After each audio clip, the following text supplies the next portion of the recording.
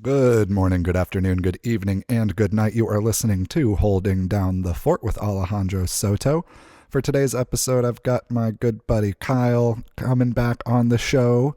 He has released an album as of the day that this show is coming out. We recorded it the day of the album release show, so unfortunately, if you're just now hearing about that, you missed it, but I'm sure it's gonna be awesome. I'm looking forward to being there.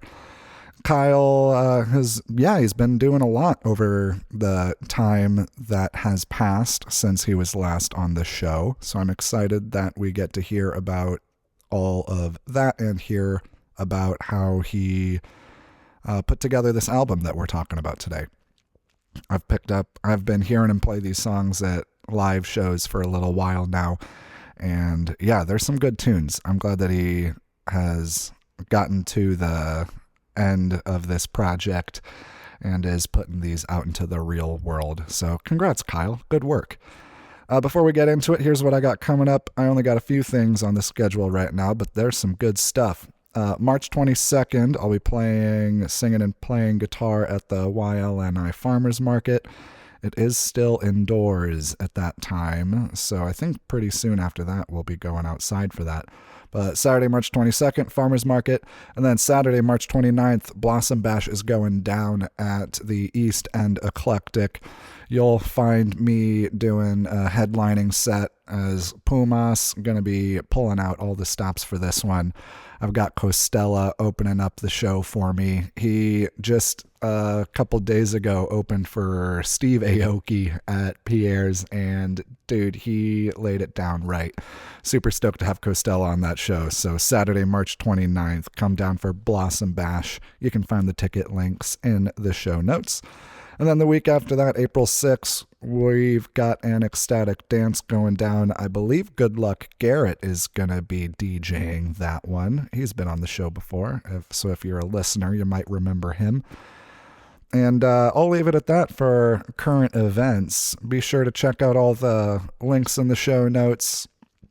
There's a lot of good stuff going on. I'm going to link to a couple other outside things that Kyle and I talk about in this episode. So if you're interested in consuming some obscure art, this is the place to be. And I think without ado, I'll call that good and let us take it away. So sit back, relax, and enjoy this conversation I had with Mr. K Edward Smith.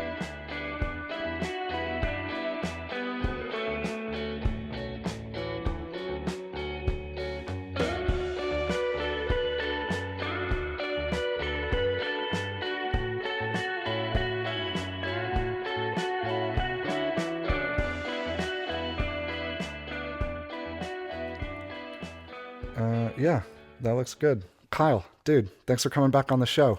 Heck yeah. You were like, I think you were episode 3. That sounds right. Yeah, it was early. It was early. And now we're back at it. It feels more official. We're in an actual studio of sorts. This is a great room. Mm-hmm. Shout out to Tom at Indiana Tea. Heck yeah. The Hoosier Tea Daddy. Always happy to drink some Indiana tea while I'm doing these. And your album came out today. Yes. So do you want to, let's just jump right into it. Sure, yeah. So new album out. It's called Secondhand Something. This is for my singer-songwriter project that's under the name K Edward Smith. There's just a bunch of Kyle Smiths out there, so you gotta do something to separate yourself from, make it easy to find. But yeah, and I'm pretty proud of it. It's my first vinyl release too, and it turned out really cool. And yeah. How many of the vinyl do you have on hand? So we did a pressing of 100, and we're already moving several amount. Nice. So it's just gonna be a limited edition short run type of thing on the cool blue splatter and all the fun stuff with that. I'm hoping to pick one up at the show tonight. Yeah. Yeah, you brought one with, and it does look super cool. Yeah, 70s bowling ball. Is that 70s what you said? bowling ball. That's what Tom, our fiddle player, said. And I think it fits the vibe too. So. Yeah, I recognize Hey Sophia from your live sets, so I'm excited. And I think, did you release that as a single? Yeah, I think I so heard the single version. I've yeah, listened to that. the we've been releasing singles once a month since I want to say November. That sounds right.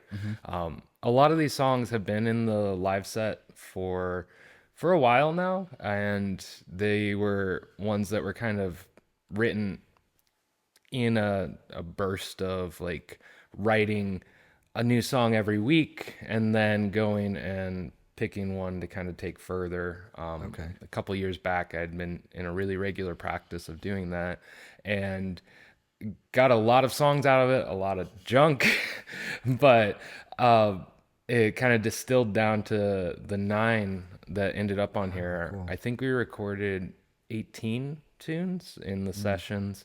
There's plans to do something with the B-sides, Mm-hmm. maybe cassette release or something Mm-hmm. cool like that. But yeah, they kind of feel uh, of a vibe of a time and place and have Mm-hmm. a certain type of personality to them. Cool. And it definitely hit that point where it was like we have this critical mass of songs that I need to do something with them and do Mm-hmm. right by these Mm-hmm. songs before I can move on to, Mm-hmm. recording, writing new stuff. Mm-hmm. Nice. That's awesome. Yeah, I remember when you were doing that song a week thing. That was like, was that 2021 or 2022? It was like in the Um, pandemic, I think. so early on, that was kind of what Or was it started even before that? the the singer songwriter project. I I had been in 2019. I had started doing. I'm gonna release a single every 3 weeks, and it was like I'm gonna write a song 1 week. I'm gonna record it the next. I'm gonna do some sort of promotion around it, and Oh, okay. I committed myself to doing that for a year, and that really got my songwriting chops up.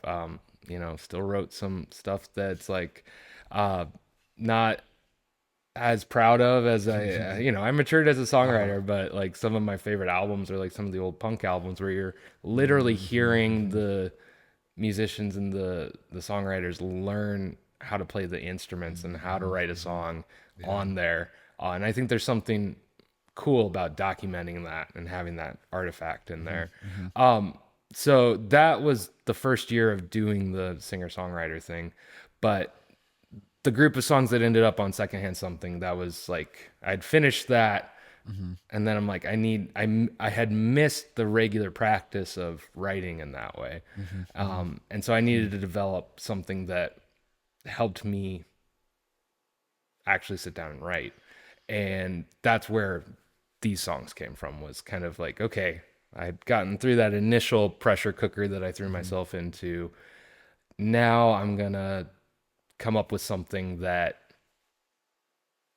I don't know, something that helps me just keep at it and keep growing as Mm-hmm. a writer and help me produce at the volume that I want to. Mm-hmm. Mm-hmm. Yeah, that's cool. I like the idea of doing something with the B sides. Yeah, yeah, The last two Red Hot Chili Peppers albums that came out, it was like that kind of deal. The first album was like, I think it was 12 tracks, 12 or 10 to 14, I can't remember, but I think it was 12. And that came out, and then like a year later they like toured that album, and then after that they released another album, and it turned out they had written all those songs in the same like studio time. right. But like, yeah, and maybe this came into your song selection, and you kind of alluded to it already, but their two albums had different feels. Like the songs like definitely worked together as groups in those two different albums. So like, is there any of that in like this and then the B sides? Like, do you feel like there's like a different cohesion between those two groups of Yes songs? and no. I had originally toyed with the idea of doing it as a double album because I'm like, let's just do it. It's this big kind of mishmash collection of songs from the attic because they were all recorded at Secondhand Studios, which is just our old house attic converted into like a teaching space and a recording space.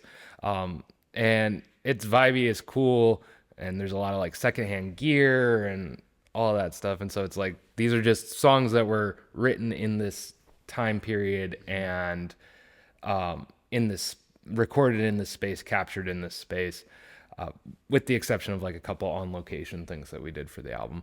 But as we got into the mixing of it, it was like definitely there were some that felt stronger than others. There were definitely some that felt, like you said, kind of felt like they went together better.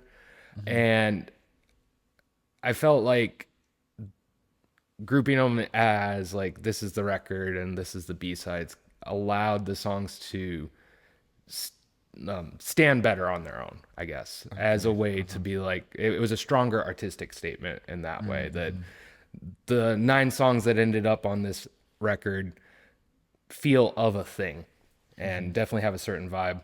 The other ones, there isn't as clear of a some sort of sentiment running through them or feel. It's not like all the songs are the same on the record, but they definitely just feel good. It feels right to have them grouped together. And so I think you're onto something with that. But we also have a fair number of songs in the set list right now that haven't been recorded yet, and once again kind of have a certain vibe to them, so they're probably going to end up being the next record. So it's like I want to do right by the songs that we recorded. I think grouping them as B-sides from the Secondhand Something sessions is a good way to kind of honor what they are and put them out there. Nice. Yeah, that's exciting. Yeah. And it's cool you like have that amount of songs to work with. And yeah, that's a good practice. Just that thing of writing this many, like having an amount of time to work with and making music, like start to finish in that like constraint. That's an interesting way of working. It works for me. I work well on a deadline. Or it has worked well till it hasn't. I haven't been writing new material as often or as regularly as I had previously, and I miss it and need to get back into it. But I had essentially this backlog of tunes that needed some help, needed to be recorded, needed to need to come into the world. And so it was I felt like I had to do right by them and clear that out before I can have space for something new. So I'm certain I'll get back into some sort of regular practice because that seems to work for me. And yeah, I think that's good to do right, like do the songs justice. And there is a point where you feel like I think where you feel like you've done that, and it's I think it's good to do that and then move forward from there. Like to have that backlog of stuff sitting around, like, yeah, there's something to completing a process, even if it's not like the end of the entire thing or it's just like one step. But yeah, I feel that with the songs that I'm slowly working on that like I recorded with you and recorded with Brandon with the band, that it's just doing that of getting to the end of, or at least getting as close to that feeling of completion as you can. It's I don't know, I don't get, this is probably the one area that I get a little woo-woo in my life. It was like around creativity and inspiration because it works for me. I'm not one of these people that it's like, oh, you have to wait for inspiration to strike or something. But I think there is something to artistic pieces, whether it's a song, whether it's a book, whatever you're doing. On some level, I feel like they choose you. And if you're not like aware and receptive and ready for them, and like in shape to help flesh them out, like artistic shape to do the thing to help them come into the world, they're gonna either move on to something else or it'll just kind of peter out and not be there.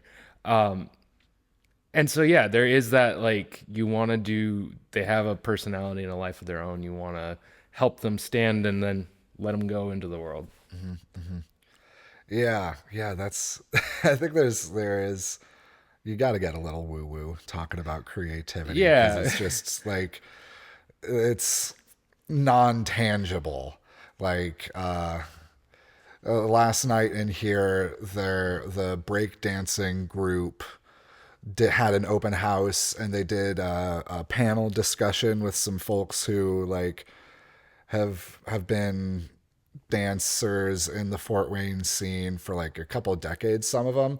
And then afterwards, they just like put on a playlist and were breaking out some moves.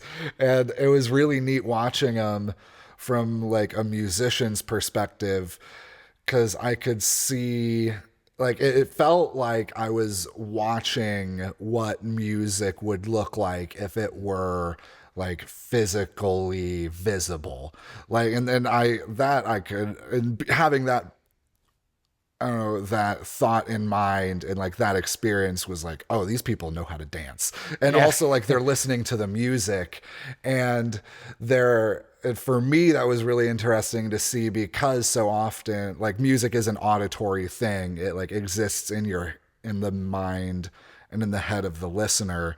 It's very often and usually, usually unable to come into like another like level of sensory interaction. But in that moment, like listening to like the hip hop and funk music that they Yeah. just had on a playlist that they wanted to dance to, and then seeing them like just break out choreography and move based on like what they were hearing and what they were intuiting in the moment. It was this really neat thing of like, oh, I am seeing what the music sounds like in their mind through their physical movement. And like that I think is a little woo woo, but like Yeah. I think if I hashed that idea out to them, they'd be like, yeah, that's what's going on. Yeah. It's like, well, there, music is physical. It's like actual physical vibrations, and some of that comes from being a drummer. And like, I have a different spot in Yeah, the yeah. band. I was a drummer first, and so like you are physically on stage in between all of the vibrations that are going on. Your The way you create sound is very physical, more so than like with a guitar. A voice is very Yeah. much too, but it's like that is a physical, you can feel things and you can, move people through that. Like you listen to old Howlin' Wolf records and he's blowing up your speakers, and all of a sudden it's like you're getting that vibration from years ago, or Yeah, yeah. whatever. So there is that, like, you're kind of tuning your radio frequency to it. So I don't know how to extend that or whatever, but I think in what you were talking about with last night, they're tuning into what's going on in the music and with their own emotions and being able to amplify it, like an amplifier for a guitar takes the vibrations over the magnetic stuff and turn it into physical movement, just like the speaker on a speaker cabinet turns that vibration into physical movement. Yeah. But they become that, and Yeah. so that's really cool. Yeah. Yeah. So it's weird and woo woo when you like actually have to describe it, but also to just experience it in the moment is so beautiful. Yeah, yeah. And like there is the physical technical part of it, like sound being pressure fluctuations in the air that are picked up by the eardrum.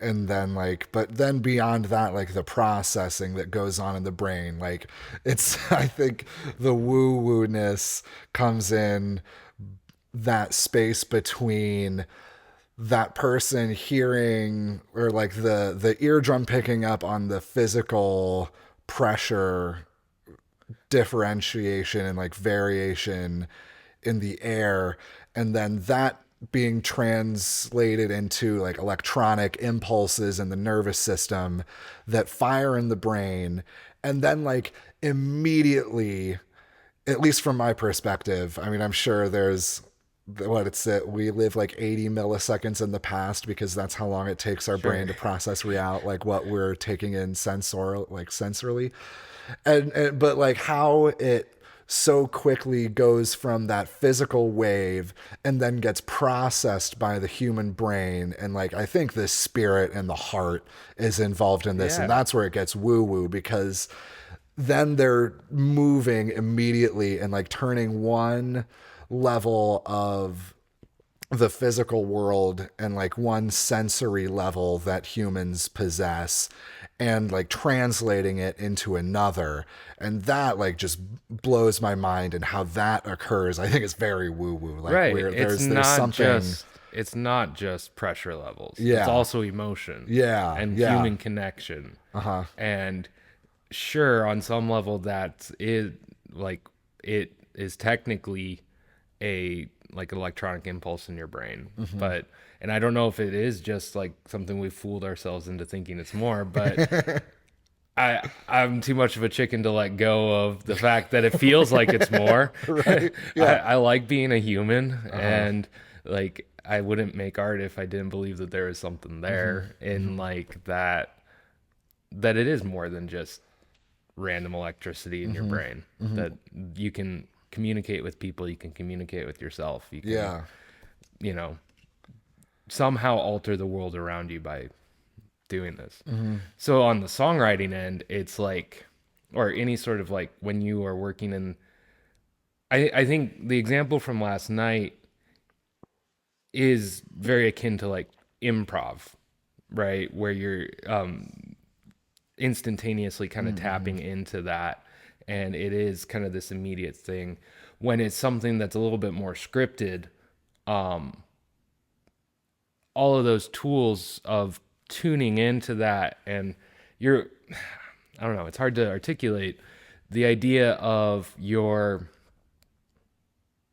kind of not necessarily reversing the process, but you're becoming more aware of what are you trying to tap into, or your ability to be open to those things, even if you're not necessarily saying like I want to say this, because that's not really how I approach it. For songwriting, I don't go in with like a propaganda like I want to say X in this song. It's a lot of times I'm confronted by an image or a character, and they stick around and need their story told. Yeah, yeah, and it's communication. It's conversational. Like that was, I think that's why I was able to cue in on what like the break dancers were doing, because they were communicating through their art in the same way that like a musician communicates. Right. And so like getting into, Is there like a dialogue between dancers like there would be in like a solo section of like a musical piece, like an instrumental musical piece? yeah, totally. Like Awesome. there were like four of them that would go and like take turns going into the middle of the circle, and they'd like do some moves, and like they're eventually, it kind of worked into an order where they were just going around. But it was also, you could see like one of them would like make eye contact with someone and like send a move in their direction, Yeah. and then like that person outside of the circle like kind of picks up on that, and then the person inside like flows out, and the next person like picks up where they left off. So yeah, I think it is very much like I mean, it's like being in a jam band, Right. like from playing with the Dead Man's Dance and like having that like nonverbal style of communication. You just gotta like, use like a look of the eye or a glance at someone at the same time you like hit a couple notes, like hit a lick, and that's like your cue of, okay, I'm wrapping up, you better pick this up Right. in Yeah. four Yeah. beats. Like Yeah. I could see that exact same thing going on between them, and like it's really neat to see when that happens with other art forms, because as a musician, like, yeah, I've had that experience and can tap into that musically, but like as like you were talking about having the technical proficiency, I don't have that in the dance sense. So to see people who do communicating with each other in the same way that I do with the band when we're going on a gnarly Scarlet Fire jam. Yeah, like, oh, okay, we're tapping into the same thing, right. And that's the I mean, it's like the place of creativity or like inspiration in the moment. Like I feel like that is ubiquitous among artists, no matter what the medium. Yeah, it's like when you're in a different country where you don't speak the language, but you can see the communication that's going on, where like you're walking down the street and like the wife is scolding the husband or something, and you're like, I know what's going on there. Or some sort of like innately human interaction, that you, even if you don't speak the language, like I don't speak the language of dance. I'm very much not a dancer. I'm very Midwestern white guy in that respect.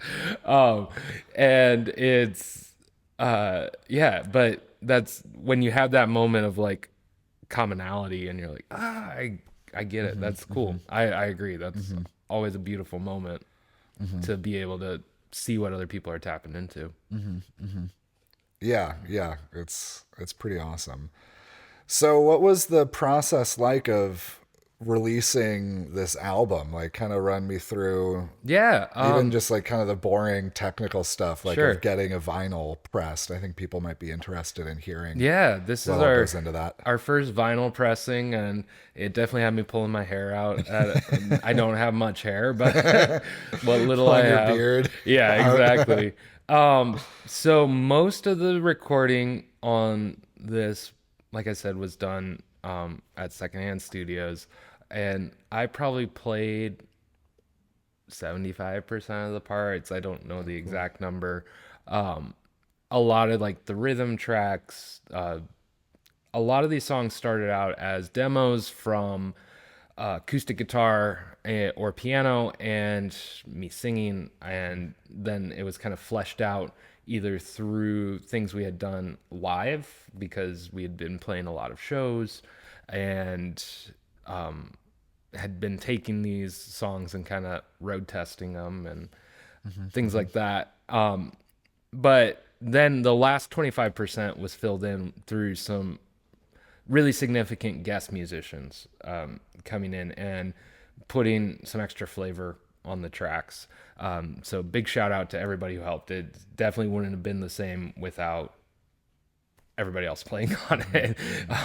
I definitely can't do the lead lines like Sam or Josh or the other folks that were there. I can't play upright bass like Nathan or do the cool bass runs that Jake's doing.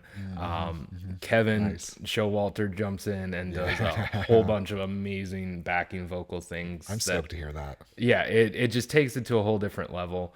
And like my wife jumped in and played flute on a couple tracks. Oh, no way. And so it definitely, so the album's called Secondhand Something, and it definitely has kind of this feeling of like you're digging through crates of things at a thrift store or a garage sale and you find these little treasures and somehow it all makes sense together. And that's definitely the vibe of the record. And I like that it was kind of this mix of different people coming in. Also, Tom, I forgot about Tom, made a huge contribution to this, playing fiddle, and taking the tracks in a completely different direction with that. And so yeah, just lots of guest people doing cool stuff. So it wasn't recorded as like a full band because I can't play all the different instruments that I was playing all at once, and schedules just wouldn't allow different folks to come in and play together, and some of the recording limitations of my space. It's a great vibey space, but it's also not super conducive to recording full bands all at once. And so it was like slowly built layer by layer by layer, and the songs kind of found themselves through that. We had the basic structure, we had the basic, like this is the song, but what is it actually going to end up being? And every time we would bring in somebody as a guest musician, it would just take on a whole new life. And a lot of the people didn't hear the final version until it was done. And so like to be able to send that out to people, be like, whoa, this is completely different, but in a good way. And just being able to see the sum of the parts of this collaborative effort is cool. Yeah. So that took, we did recordings starting in trying to think here. I think late 2023. I holed up in the studio, and it was kind of a rough time, and so it was good to get into the studio. My wife had just had a miscarriage, and a grandmother that we were really close to passed away, all within like 2 weeks of each other, and it was just like boom, boom, boom, and it yeah, it was just a weird time, and so it's like, well, I don't have the ability to process a lot of this stuff in the moment and like write about it in a new song or something like that. But instead, I have this group of songs. Let's start building something out of this. So just started chipping away at it, recording 18 tunes by yourself and scheduling guest people for that is a lot of work. And so we ended up accumulating a bunch of, it's almost like field recordings in that sense, where it's like you go and you take a lot of footage and then you have to sort through it. That Christmas we went to my parents and we did some on location recording for the piano. So it's actually the piano that's on the cover of it. That's a picture of me on the cover as a kid reaching up to play the keys, and it's my mom's piano and the piano that I started learning on. Cool. And so I'm like, I want to, it's, got a little bit of character, a little bit of honky tonk to it. Nice. And it felt like it would be a good addition. So we went and did that. They have an old organ in their church. It's like a computer organ that's got like it has punch cards for the patches, the different stops. So like the old so yeah, it's not on floppy, it's like you put in the punch card to pull up like this is this version of, and it wasn't for like playing a different song, it was for the different patches of the different stops. So it's like, you want this to sound like a bagpipe, here you go, or something like that. Wow. So yeah, it was cool. I flew some mics up in the balcony. It was like Christmas break. They had their services or whatever, and there was nobody really there, so we snuck in, and I set up some mics in like the congregational area and up in the balcony. Dude, and I mostly awesome. just used it for like the pedals, almost as like a sub bass. But there were some cool sounds there. I did take samples, so I have plans to turn it into a sample library. Cool. Both of that, and then of my mom's piano. There was one setting on there that was like straight from John Carpenter, because it had like built in a delay circuit and like a modulation circuit. It wasn't a Leslie speaker, but it was like, so there's like late 70s, early 80s types of things. And it sounded like the soundtrack from Escape from New York. It was great. And so I'm like, I need this in my like synth library or whatever. So that I haven't, I have the recordings. I just need to, build it into a sample library there. Yeah. Hook me up with that. Yeah. I want to use that. Yeah, absolutely. Awesome. I have long-term plans to do that with a lot of like the weird instruments that we used, or like some of the stuff from the Dementia soundtrack. Because it is kind of a unique sound. I like the fact that it is recordings of the acoustic instrument, but sometimes it's really handy to have that as like a synth patch. So yeah, we did that, and then filled in on Sam came and did some guitar stuff, Jake came and did some guitar stuff.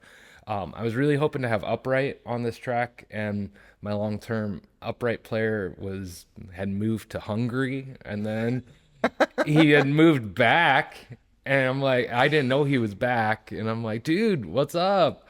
You want to record some tracks? He's like, oh, I'm moving to Florida. I'm like, no. What? Jeez. It works for him. But it was really serendipitous, because I met Nate at an open mic at Baker cool. Street that I help run. And this was like his first weekend in town. He had just like way. driven up from Maryland. Huh. Yeah, like I find cool. this out later that it's so yeah. And he brought his upright and was jamming, and I'm like, "Hey, you're good. Yeah. Do you want to do some recording?" He's like, "Yes." Nice. So yeah, he's been playing with us ever since and Cool. added a lot to some of those tracks. Yeah. Significantly, Cards on the Table, that one just needed that greasy, Mm-hmm. upright sound. There's some really cool bowed stuff that he does on Walking on Ice Sweet. too. And yeah, and then live it's great. And it's taken that in a completely different direction, and kind of the interplay between him on upright and then Tom on the fiddle. I have kind of like a built-in string section, which is just fun to play with, you know. Yeah. That's super cool. So yeah, that was kind of the recording process. I have some videos of like actual production breakdown that I'm gonna like be releasing on the YouTube channel and stuff for people who want to dig into some more of that, because there are some fun studio tricks, and they came a long ways from like the demos of me just like singing into my phone. And I'm one of those people that loves to know the process of how did it get from A to B, kind of the inside baseball of songwriting. But so we don't have to dive into like all the specific types of things with that, but there's some cool instrumentation and stuff like that. And then mixing took, you know, a good part of the year, because I'm slow at mixing. And the last record I had done with Brandon, and he did a really good job at it, but these songs felt really personal, and it just felt like the right thing to do for the record, and also just to push myself as an engineer, as a writer, to be able to see what I can do. And as kind of this person being organizing all of these collaborations with other people and things like that, I'm like, I want this to be, I'm kind of the person that's holding it together with this, not as like an ego thing, just as like I'm the coordinator for this, or the project manager for this. And so it's like, this is a good one for me to do myself. And also it was kind of hearkening back to that first run of singles of not really knowing what I was doing and just doing it punk rock style, just say, hey, let's go for it. Hell yeah. So that was a creative decision to do it myself. So yeah, it took a while, and in the midst of that, I'm gigging a lot over the last year. I had like 60 dates or something like that. And you know, we're driving 2 to 3 hours as like one-off shows in our broken down car with no air conditioning during a heat wave, and playing to, you know, the 10 people willing to sit outside under the shade tree in the back. That's awesome. But that's what allowed me to fund the vinyl pressing. Cool. Nice. Was I had done a big booking push and was, you know, willing to travel and willing to do this, and had saved up essentially most of what I made from last year went to pressing. Because it is kind of inaccessible. It's something that I had always wanted to do for any of my music, but hadn't really been accessible. Sometimes when you're in a band, you can split it off, but definitely for my solo stuff, where I'm kind of the person funding it all, it's like, oof, that's a hefty price tag. I did have a moment driving to the bank when I was like, the vinyl, we had gotten our car for super cheap, and I'm like, the vinyl costs about what I'm driving right now. the car that I'm driving to the gigs, and she's a champ. She's a 20-year-old awesome. Ford Focus. She has a bullet hole in the side. Nice. And she keeps running like a champ. Like, That's awesome. I'm gonna be really sad when that car goes. We're gonna have to like have a proper funeral for her or something. But That's great. So yeah, it was just bootstrapping it and DIY, Hell because yeah. that's the Hell world yeah. we come from. Right? It's, and so, we were doing all of that. I was teaching and mixing in the midst of that, and then started reaching out to different pressing plants to get quotes. So for some of you guys who are interested in it, you had talked about kind of the technical one. That was a while ago when you asked that. It was a long story to get there. It's there basically there's a bunch of different options on where you can get it pressed. Most of them are going to be out of the country. There are a couple in the States that are good, and there's a couple newer ones. There's one close by in Columbus, I believe it's called Musical. I know a lot of friends that use that. I think my record was just a little bit over their recommended. They have different lengths depending on how they set up their things and how they're mastering stuff, how deep they're cutting the grooves and all that. And so I'm like, I think it'll be okay because it's not a really loud record. It's not a metal record. It's not a hip hop record. But I don't want to risk it with it being the first one. So I want to find a spot where I'm able to get the type of customization that I want to do, because I want to do like a cool splatter thing. Because I mean, you got to do a cool actual record. If you're gonna do it, you might as well do it right. Exactly. You're same with and so I ended up going through a company that's based out of the Czech Republic. I know they have a couple different big pressing plants over there. Cool. This company has an office in Australia and the US too, so they're based out of Portland. X Vinyl X, and they did a really good job. So kind of the process is you reach out, and this would be for most pressing plants. You reach out to get a quote saying, here's what I want, kind of the customization options. So you kind of want to have some of those things figured out. And you can ask, what's the pricing structure? Do you need everything up front? Do you need a down payment? The way that they worked was they send the test pressings, or you have to pay for the test pressings. They send those, and they're not like the special colored ones, but it's like you can check the the order and just the cut of it, make sure it sounds good to your liking, that something wasn't cut at the wrong speed or something like that.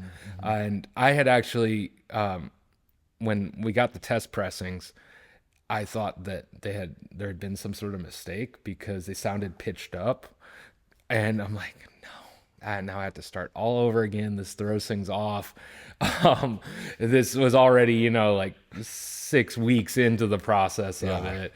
And I'm like, come to find out, my record player was spinning too fast. By it was like 34 instead of 33.3. And I had not noticed on anything. There was one record that I thought maybe there's something, but I'm like, oh, maybe they just cut it at like 2 BPM faster just to fit everything on. I wasn't there for the conversations, maybe, but I had just never noticed. And then you hear your voice and it's not your voice. You're like, and the stuff that you've been listening to and mixing, you're like, that's not right. Seriously, guys, I'm going to be sending you a lot of money and you're not going to be able to cut it at the right speed. And but yeah, it was user error. So I had to dial it in. My turntable's not that great. I ended up stripping out the speed control on the motor for the 33, because there's a little tiny trim pot in the motor. But I was able to downshift my 45 to 33. So now I can't play 45s right now. But it's just like a comedy of errors as we're going. And so finally, the moment, because you have to dial it in, and then it's too slow, and then it's too fast, and it's tedious to get it right. I'm like, no, this is never gonna be right. And then you hear it, you're like, and it was magical, to hear your stuff on this actual physical artifact that's big and inconvenient and just it confronts you. And so, yeah, that was really cool. You approve that, then they do like the artwork proofs, and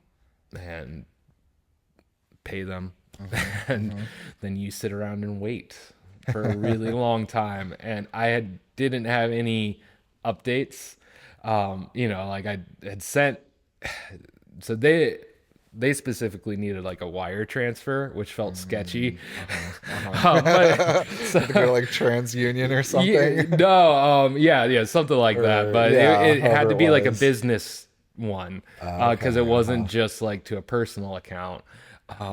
And so like they had to go through all of that process, and I'm like, oh man, this is gonna be like marked as fraud. Like, am I gonna be scammed? Like, this feels like a really inconvenient way to scam people out of relatively not that much money. It's a fair amount.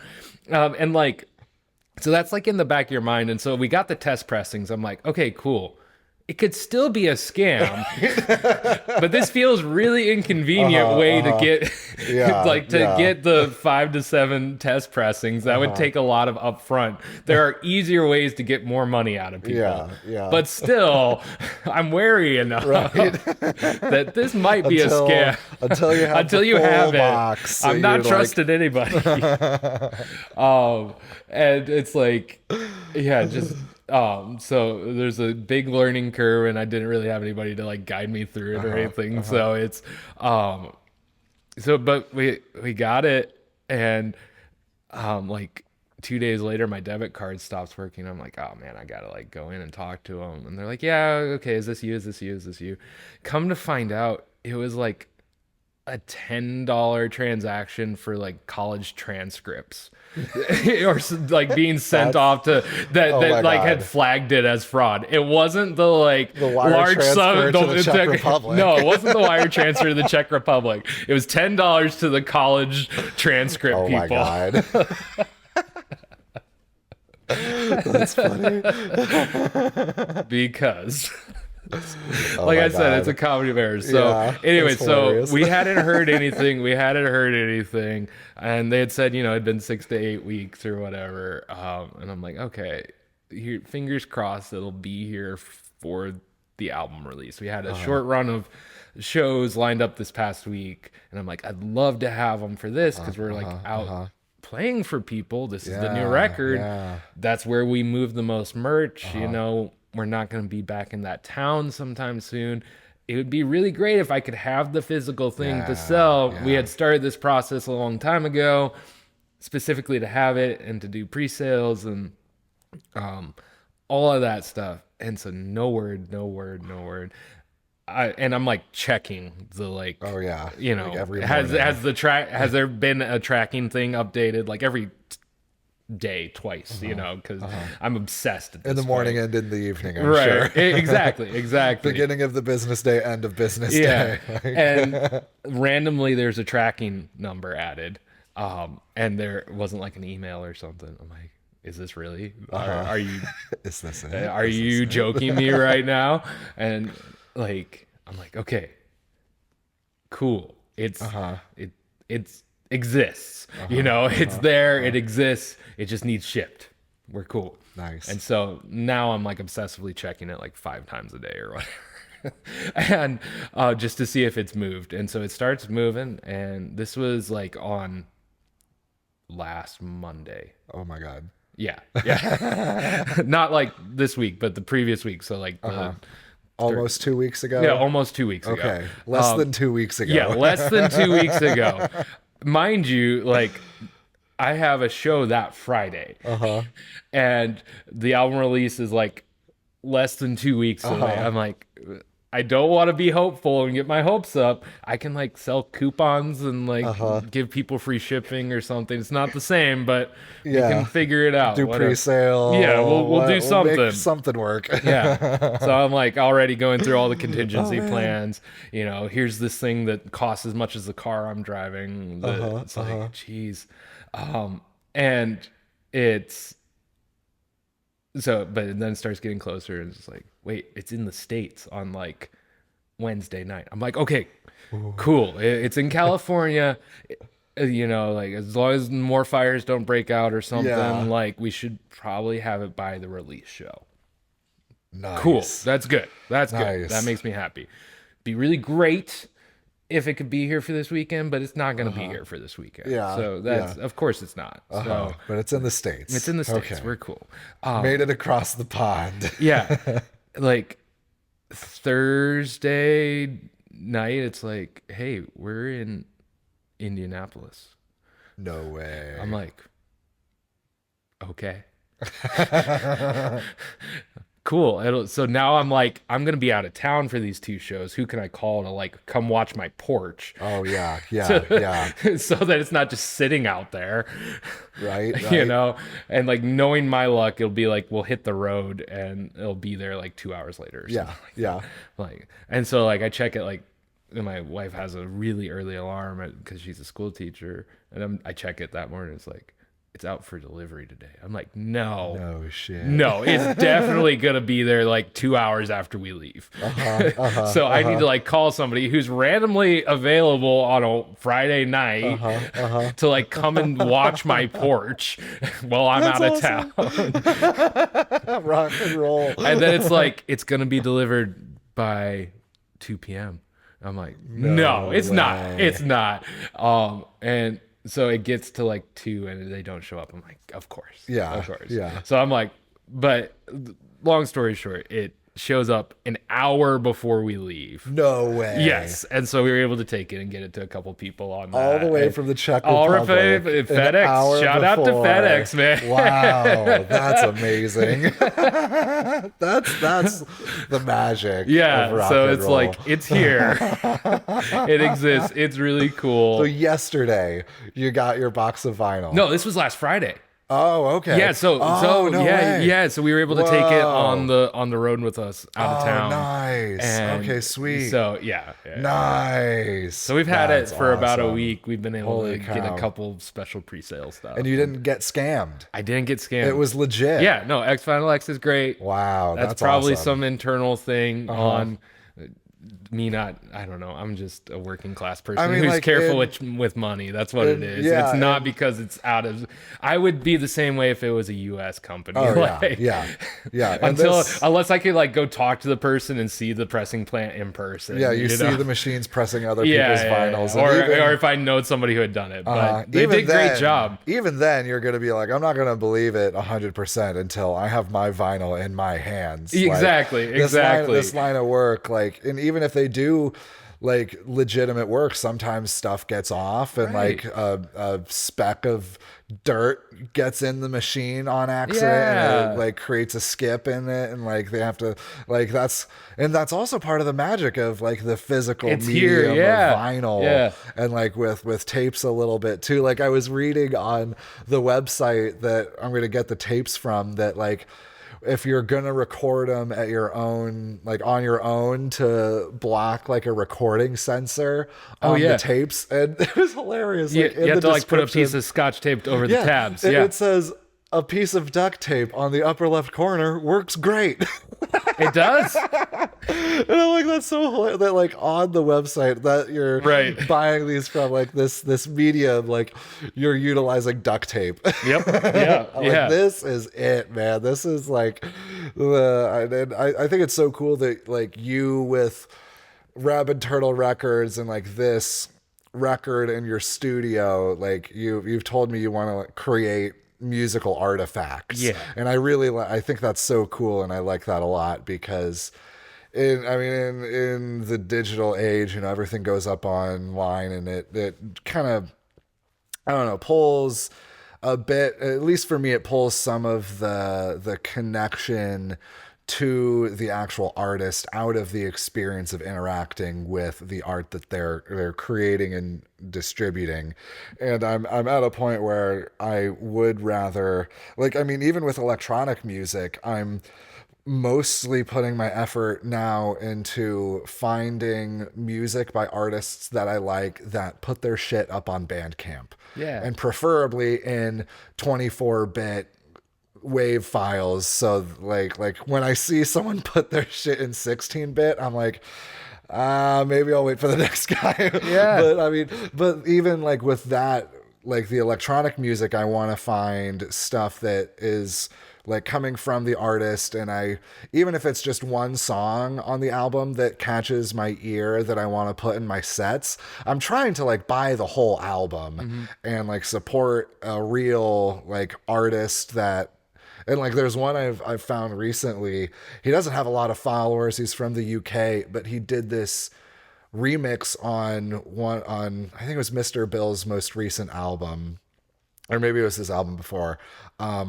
But he mixes in, like, he does incredible sound design and then also mixes in jazz elements, like freeform jazz, into his electronic music. Very cool. And like the remix caught my ear because it's just absolutely insane. And then I went and found this guy. He's got like 3,000 listeners on Spotify or something, and like a good little following on his Bandcamp.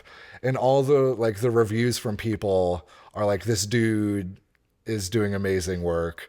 Like, I hope he does more of this. And like, yeah, I bought that album and I'm listening to it, and it's like very much inspiring me. And like, I'm putting a song or two in like the ecstatic dance set I'm doing tomorrow, and I'm sure I'm gonna have a track or two of his in the Blossom Bash set I do the end of the month. Nice. And like that, I still, if I'm doing like kind of a, I don't know, dance party set, or I'm like hired to do a particular type of thing. Like, I mean, I did a Valentine's Day set, and so I went on SoundCloud and just like combed for free downloads of like the remixes I liked of like popular songs and stuff. And so I'm still doing some of that, but like more for my own stuff in that electronic world. I'm finding more value in the projects that people are putting the kind of work into, in the same way that you're putting energy into like this project. And it is really neat for me, like now getting into electronic music, but also having that background, like playing in a band and like singing and playing guitar, and like playing the cigar box guitar in your for dementia. Like the parallels between those two, and seeing like and kind of something something the breakdancers are talking about is how they in their circle uphold the standard of the art. And I'm finding those kinds of artists, and those are the people I want to work with and I want to support, who like self-regulate. Yeah. And there's I mean, you mentioned like the John Carpenter sound in the organ, and you recognize who your inspirations are, who has done this kind of work before you. You have the technical proficiency to now execute something that is new, but is also paying homage to like the people who have like laid the path so that you can do this kind of work. And having that respect, I think it might not be as commercially viable, but like I think in the long run, it's going to make for a much more successful musical or artistic career, or just like lifestyle.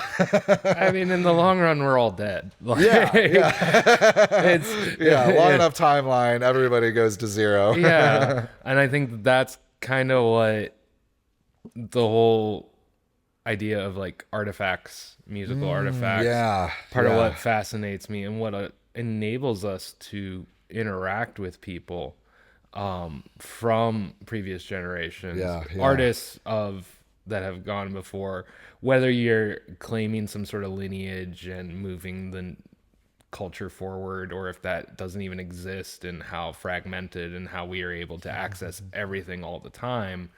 I mean, that's a whole other rabbit hole, but the reality of it comes down to, we're not here for very long. And even if it's not something that, like, these records aren't going to last forever. They're, but there is some weird post-apocalyptic future where there's somebody who could potentially figure out how to get the sound out of the record. If nothing else, it might go up on the wall of some cheesy diner, like an alien retro future diner, because it looks cool, you know. But that somebody could hear this, and it's not like a weird wishful thinking. It's just, it is a physical, tangible thing that says, I exist, I'm here. I'm, you know, I was here to help make these songs and bring them here. And that's the magic of recorded music. And that's only been around for, you know, not that, a couple hundred years, 150 years or so. Like in the scope of human history. So my wife's a history teacher. And like, that's a blink of an eye. You know, we were in Europe a couple of years ago. And like, you know, we got to go to Rome and Athens, and, you know, walking on some of those things that are those buildings and the ruins and stuff that are just mammoth monstrosity, the people that went into that. And it's, you know, they're saying something about, hey, we're here. This is really cool. And I think it's the stories that go into it that we don't know, but you somehow feel it. Kind of like, you don't know what's going on in the mind of that breakdancer, but you're feeling something. It's evoking a human reaction in you. I'm not comparing me pressing vinyl and waiting and looking at a tracking number to building the Parthenon by any means.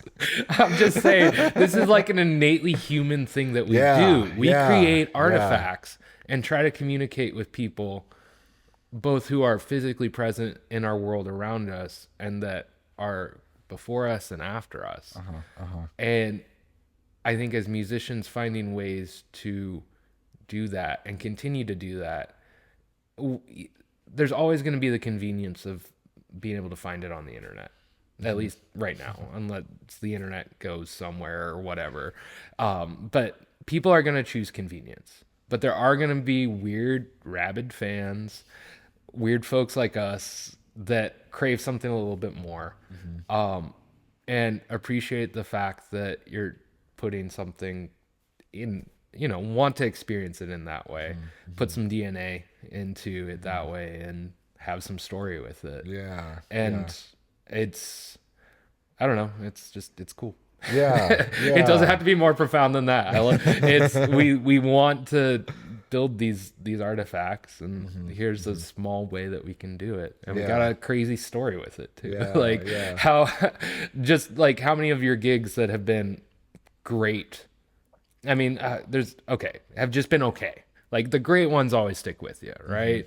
But which are the stories that you tell? It's always the shittiest gig, right? Where nothing goes right. It's raining through the roof. There's a weird cardboard cutout of Danny DeVito on a tree stump. One of your bandmates almost gets chloroformed. You know, like those are the stories that you tell for years. It's not necessarily fun going through that at the moment, but just like any sort of novel, like if you don't have conflict to move the story forward, it'd be really boring. And it's just like, hey, I put it up on SoundCloud. Cool. Like everybody does that. And so it's kind of meaningless at a certain point. I'm not saying that if this is like your first song, you're putting it out there. Obviously it means something, and it means something to you, but it's also not that hard to do. It might be like hard emotionally, but like that's internal conflict. There's not like some sort of external conflict that you're fighting against to get it here and help it get into the world. Just real quick, I want to plug Pumas on SoundCloud. Check out my DJ sets. They're super sick.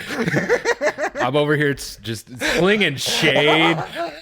And I'm like, I do that. At Alejandro's SoundCloud page. I'm a SoundCloud DJ. What can I say? Like, you should be, the thing is, like, you should be putting stuff up on the internet. It's a business card. Like, but also don't expect people, there's ways of having great interactions with people on the internet. But don't expect it to be more than that. It's there, it's convenient, it's a way to share it. But like, you know, there are definitely people who want to go deeper, like you were talking about, like, hey, I want a little bit higher fidelity I want to be able to like know that this is interacting with the artist directly. So I'll either go to their website or I'll go to their Bandcamp page, and not through some sort of intermediary. And I think that there's always going to be people that want to seek that out. Yeah, absolutely. In any sort of art, not just music. And then I think there's also like people who don't know about that stuff and like need a doorway open to them sometimes. Like I mean, I'm just thinking of the people who might be listening to this podcast, who I hope are listening to this podcast. And like, I mean, a goal of this show is to kind of open that door for people, like create a platform where like you can click a link that takes you to a weird, obscure Bandcamp page, and like find a new one of those every 2 weeks when I release an episode. And I think like, people want that experience, and but not everybody is weird like we are and spends their time when they can't sleep at night scrolling through obscure internet pages, or like who buy the album, the vinyl record of the person they hear play a 150-year-old banjo in someone's living room. Like I heard a guy named Kelby Clark. He came to town and he plays like very old banjos. And he recorded this weird I think on the vinyl was songs that or at least one of them he found on a field recording that had been done in the tiny little town he grew up in Georgia. Oh, wow. Like in the 40s or something. And it was like if those field recordings hadn't been made, then he would have never known about these original songs that came from the small little like mountain town mining community or something that like that he's from. Yeah. And this is like a part of his history. Yeah. And so he would have just never known if it hadn't been for this recording.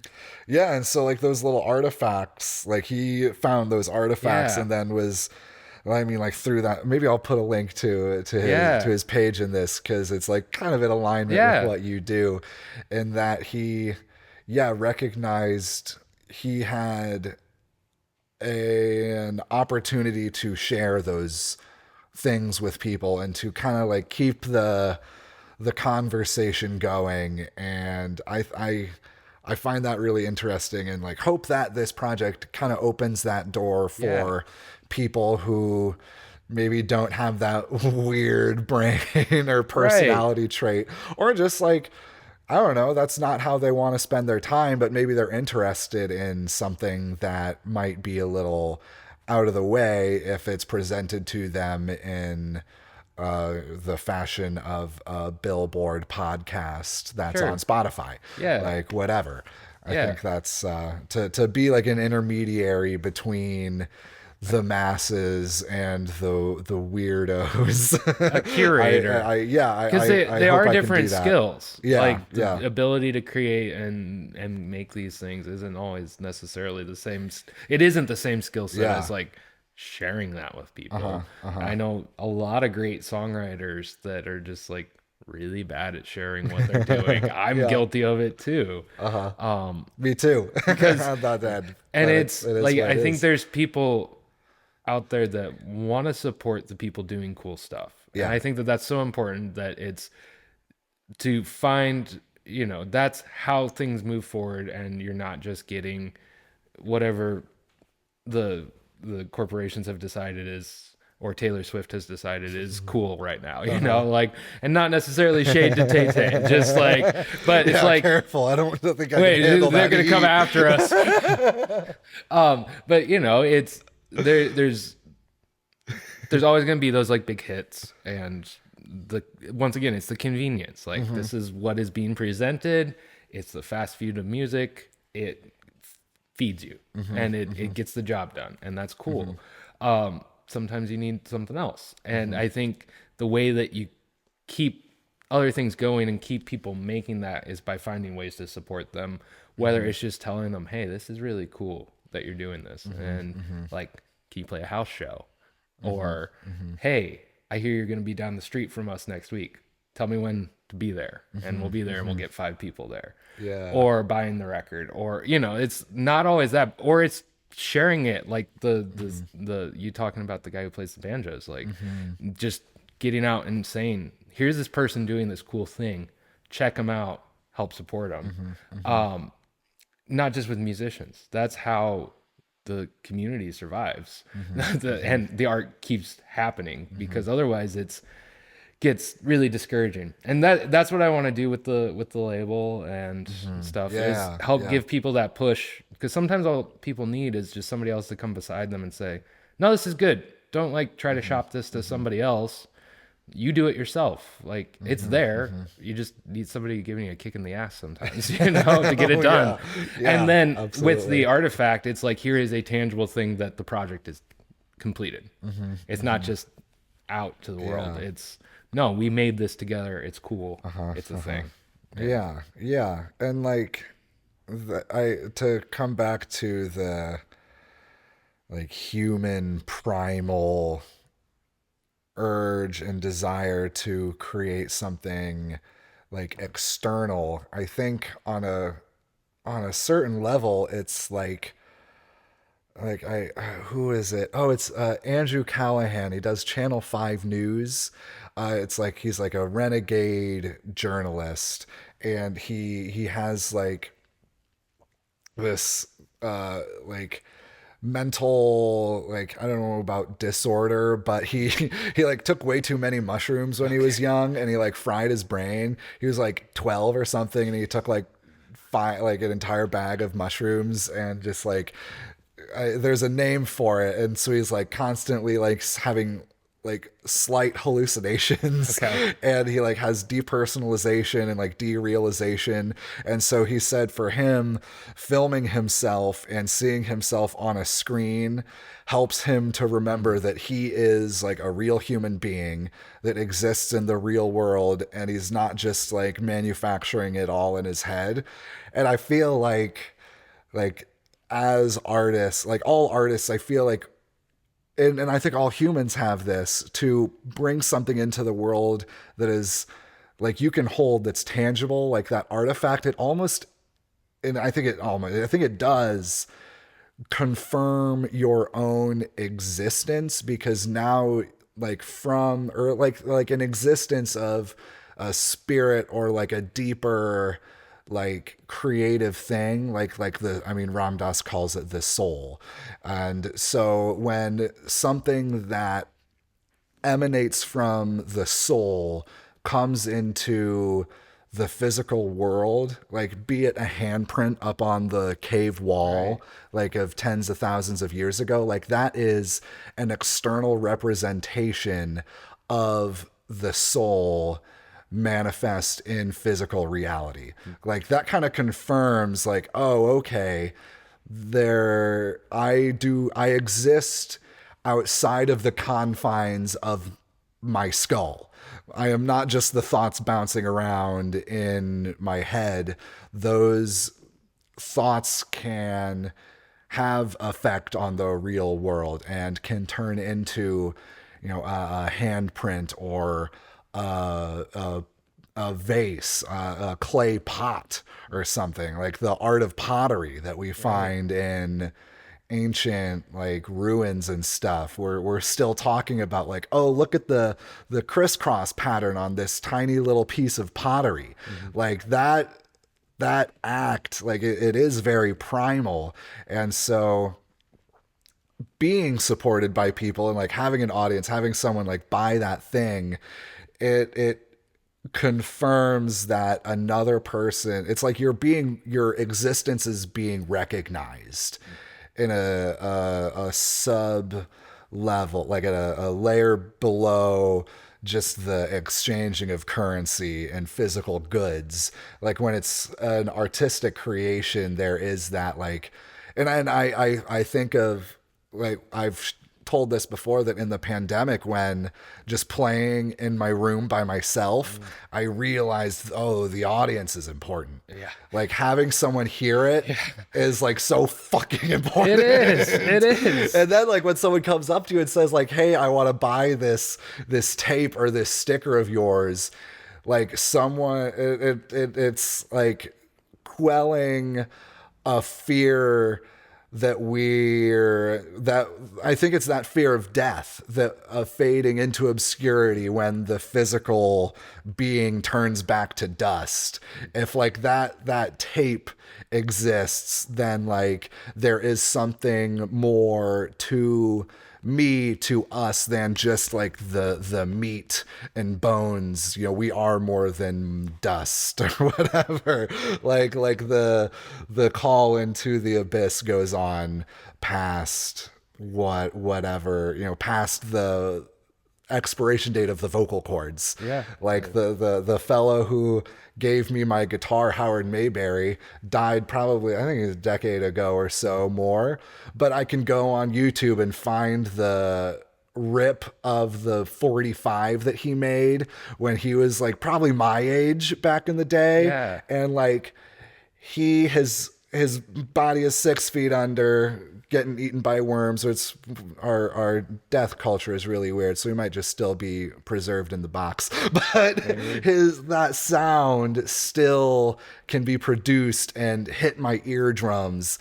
And then I think of like the time when he gave me that guitar, right? And like that, and it's like his spirit is called forth, and he's in the room with you. Yeah, exactly. He's right there in the moment, and we are like, you know, we're together.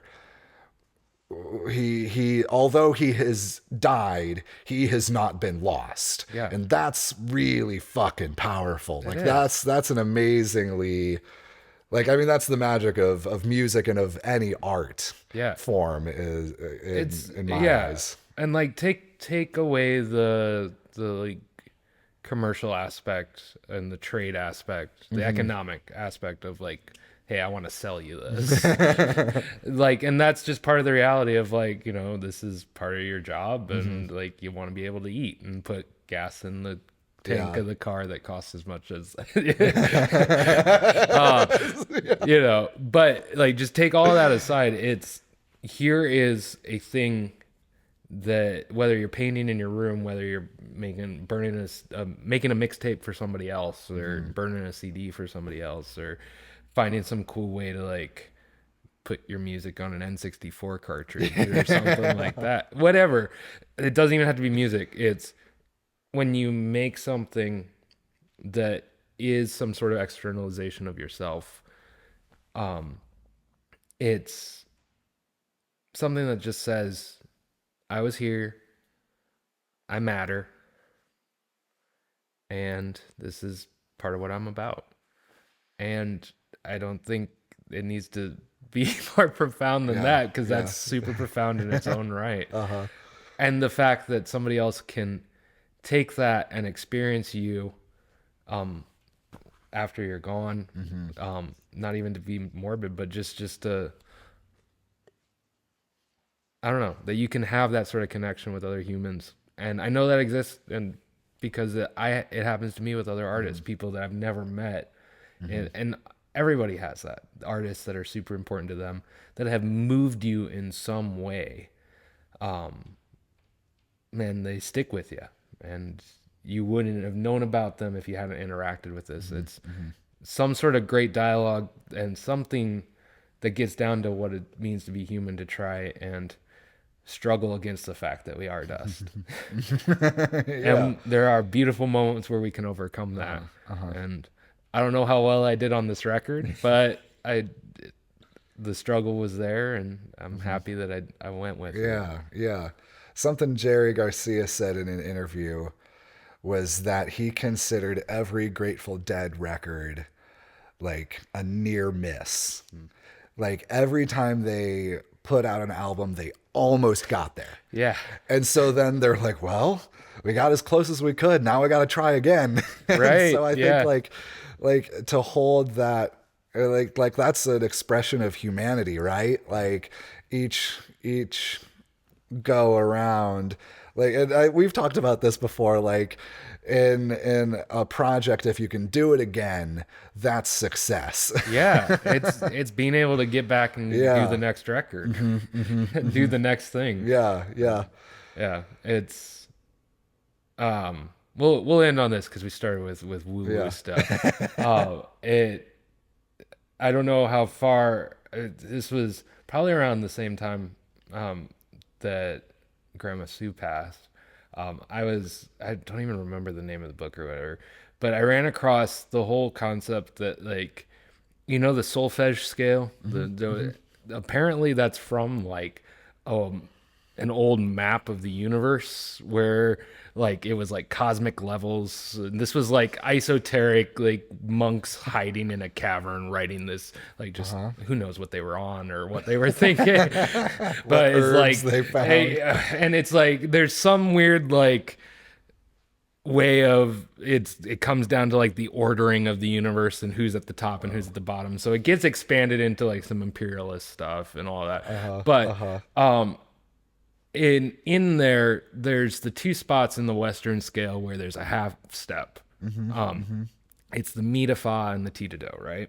And so, like, each of these different levels were apparently like an order more towards divinity or whatever. You can almost think of it like the chakra of the universe, where you're kind of like ascending to the next level of Maslow, or other people have talked about these sort of things. You're vibrating at a higher level, however hippie we want to get with this. Yeah.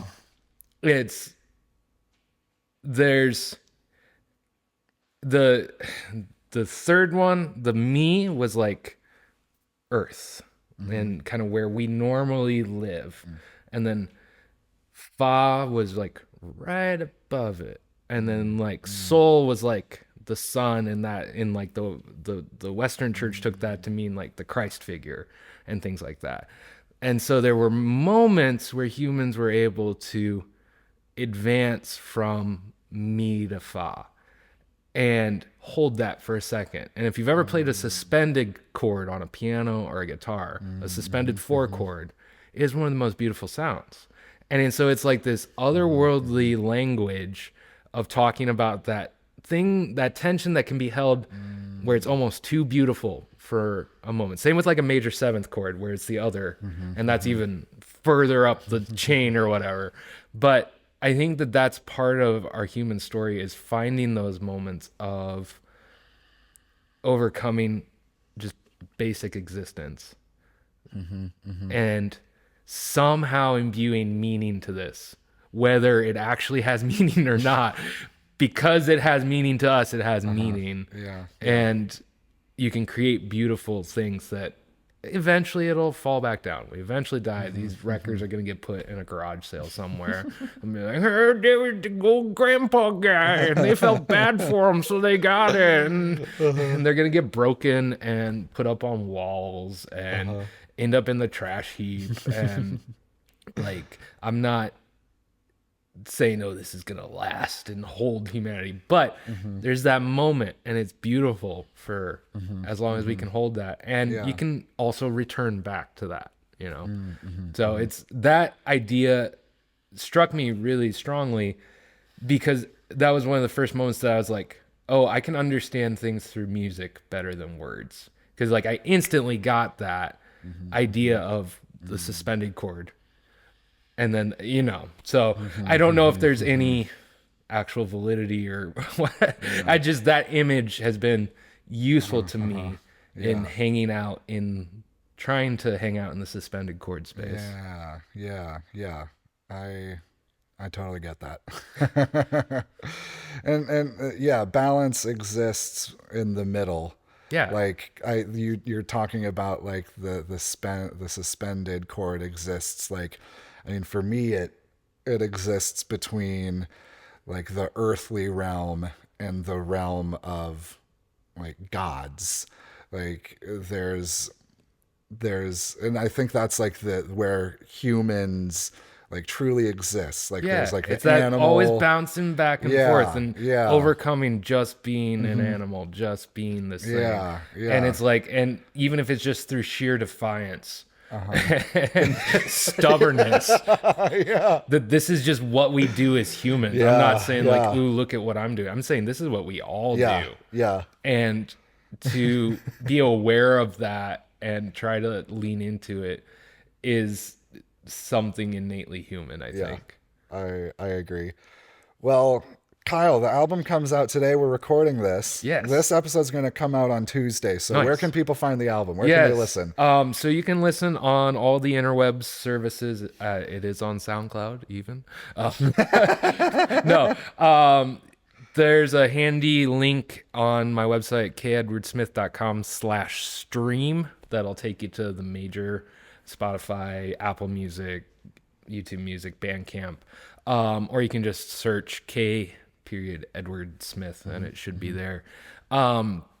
If you want to pick up the record, you can go to the website, just kedwardsmith.com, and there'll be a link right there that says learn more about the awesome record, and you can find it there. If you're in the Fort Wayne area, I do local pickup for it too, so you can save on shipping and all that.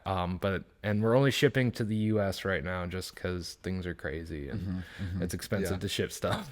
But if you are like really wanting this, you can hit me up via email, info at kedwardsmith.com, KEDWARDSMITH.com. I had to think about how to spell my name. Sorry.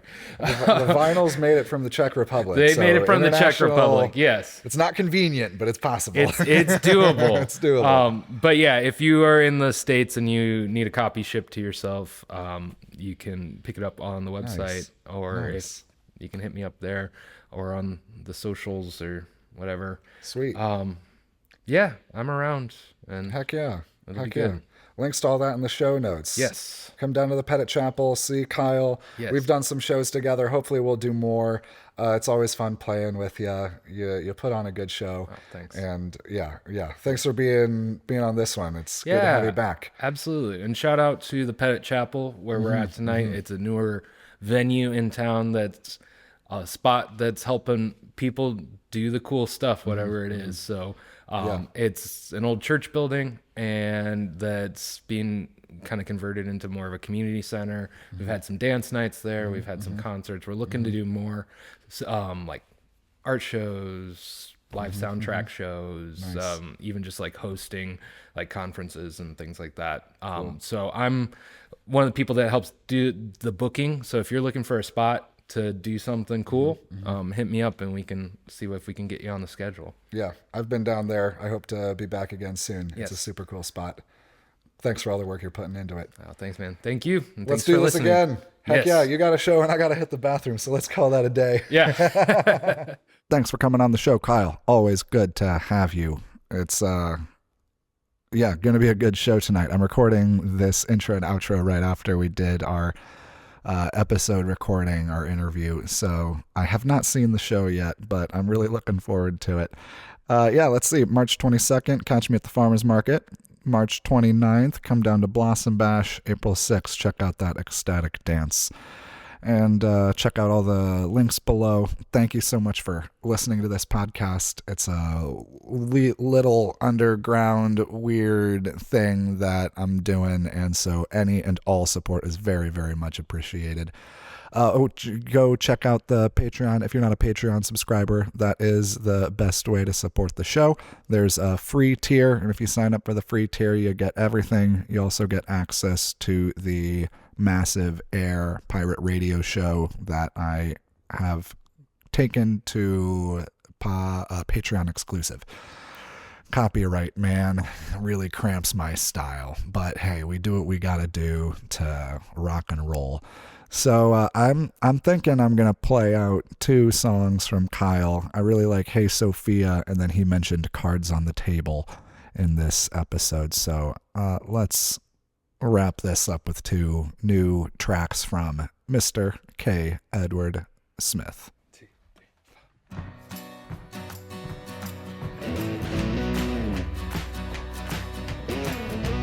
Hey Sophia, what you got going on there? Is that a hole in your boat? Hey Sophia, what you got going on there?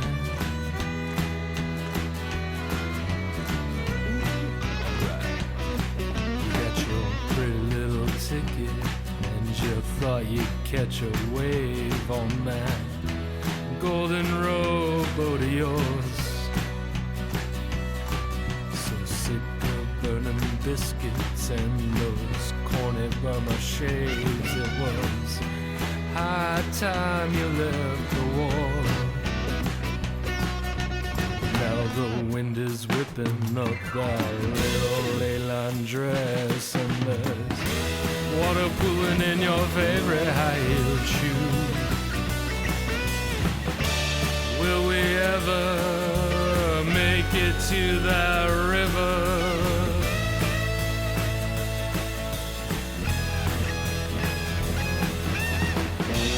Hey Sophia, what you got going on there? Is that a hole in your boat? Hey Sophia, what you got going on there? Who put that hole in your boat?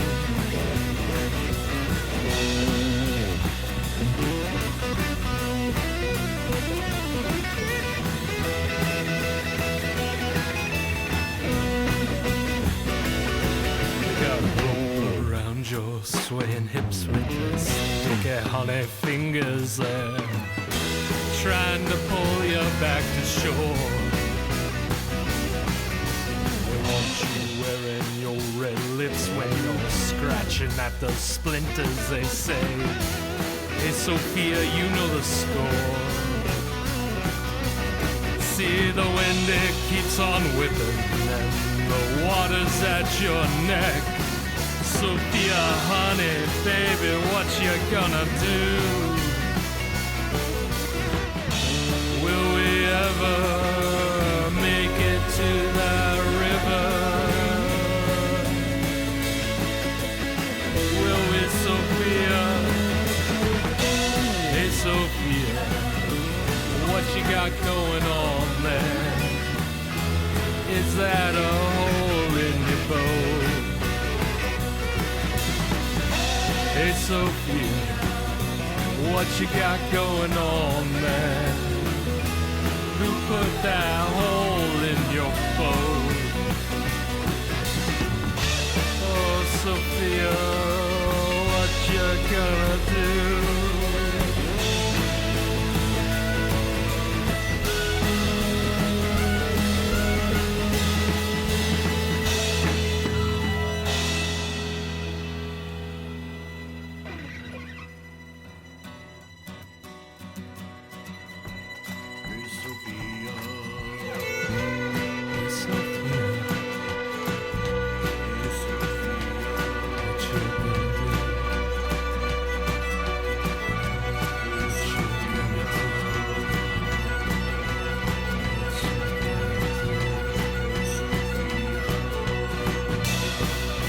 Up to you. Hey Sophia, what you got going on there? Is that a hole in your boat? Hey Sophia, what you got going on there? Who put that hole in your boat? Sophia,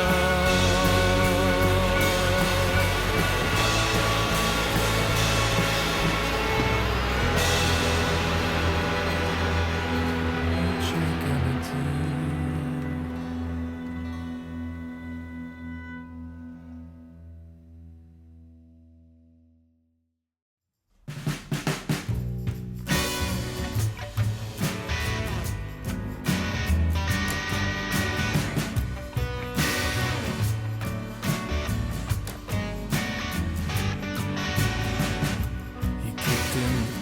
Like a man with an ace hidden in his shoes, and marched right into the center of that smoky corner room.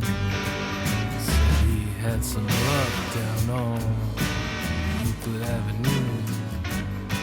Then he cozied up to me and said, you know what, man? This could happen for you. Oh, it could happen to you.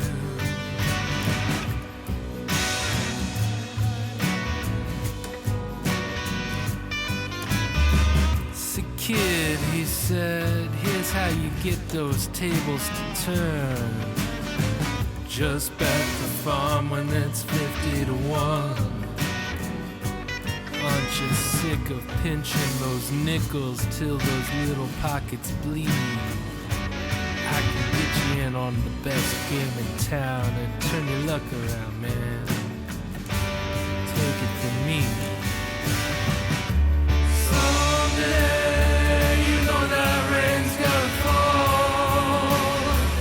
just put your cards on the table. Oh, just put your cards on the table, yeah.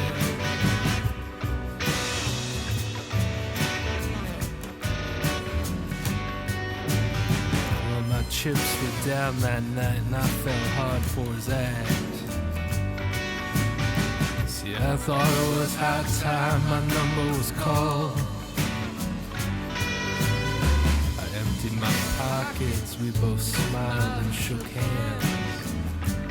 Then he bought himself another round with my cash and I walked out that front door, singing myself, saying, someday you know that rain's gonna fall. Just put your cards on the table. Just put your cards on the table, man.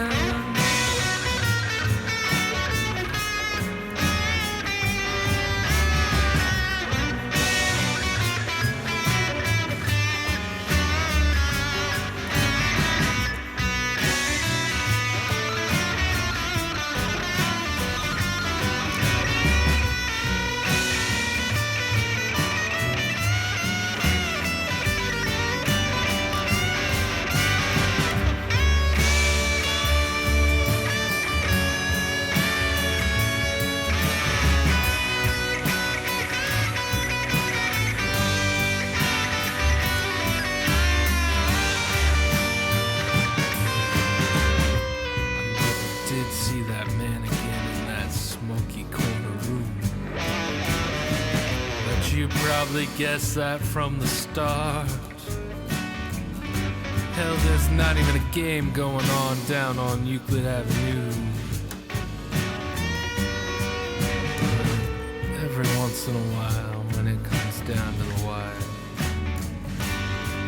ain't a bad thing to bet the farm.